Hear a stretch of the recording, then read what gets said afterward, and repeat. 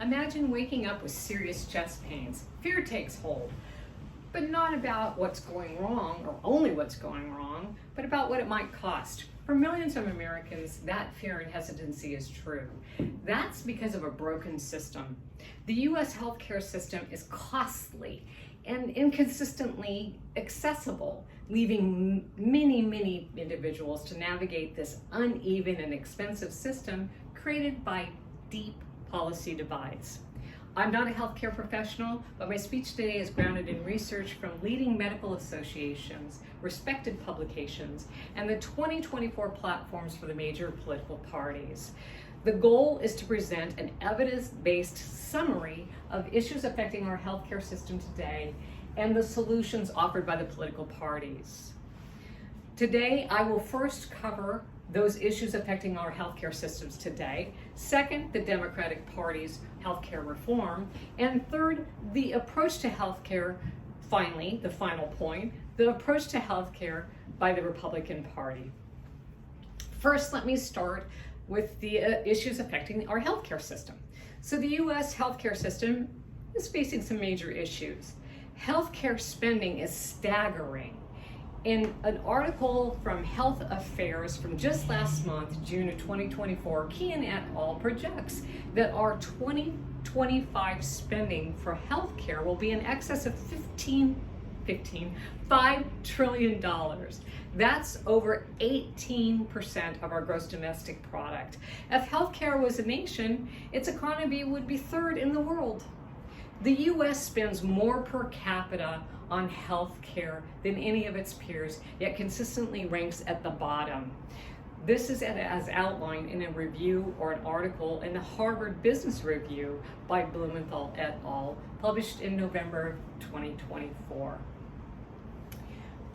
A report from AHA in January of 2025 lists that 58% of healthcare executives rank labor shortage as a top concern for our healthcare systems moving forward.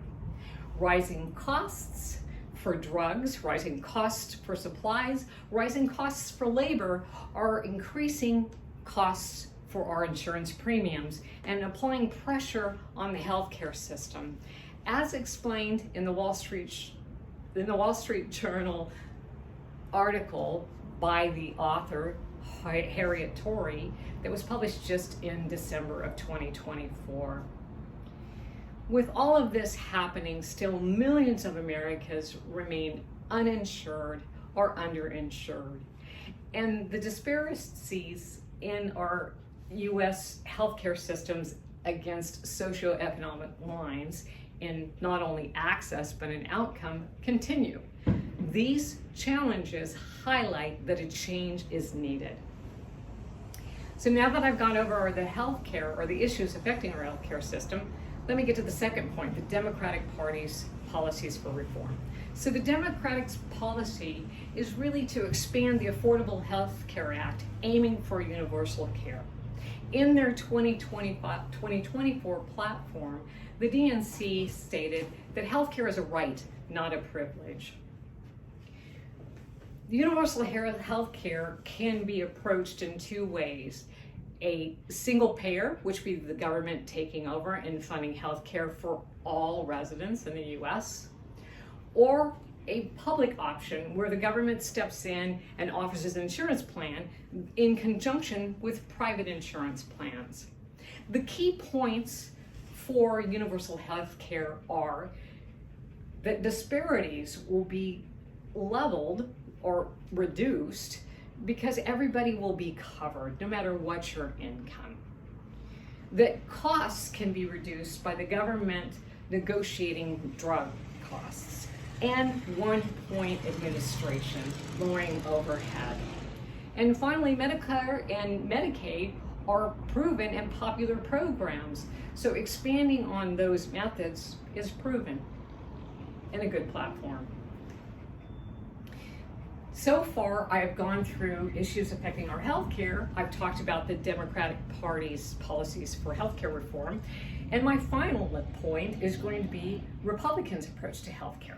So the Republicans' approach to healthcare is a market-based system that Free market principles should drive healthcare, which will drive competition and drive costs down for affordable healthcare. In the 2024 platform, they discuss choices, transparency, competition, and efficiencies. So what are the key points for a market-based system? So one of the key points is consumers get to choose, and that choice creates competition between providers. And efficiency. Private systems drive these efficiency because they drive innovations, and innovations usually create efficiencies. And finally, healthcare spending. No new big increases in healthcare spending. Instead, resources are focused on Medicare and Medi-Cal for those most vulnerable in our population. In this presentation, I have covered issues affecting our healthcare system, the Democratic Party platform for reform, and the Republican approach for healthcare. In conclusion, the United States healthcare system is costly. It's inconsistently accessible, leaving many people navigate an uneven and expensive system shaped by deep policy divides. Rising costs, premiums, access, these aren't policy debates. These affect you and me. As potential patients and as voters, we have a part in this conversation. The policies that are enacted today will shape our care for tomorrow. The U.S. medical system, or the U.S. healthcare system, is at a crossroads. Whether we move forward with a universal coverage or we move forward with a market-based system, the goal remains the same: for a healthier, more equitable America.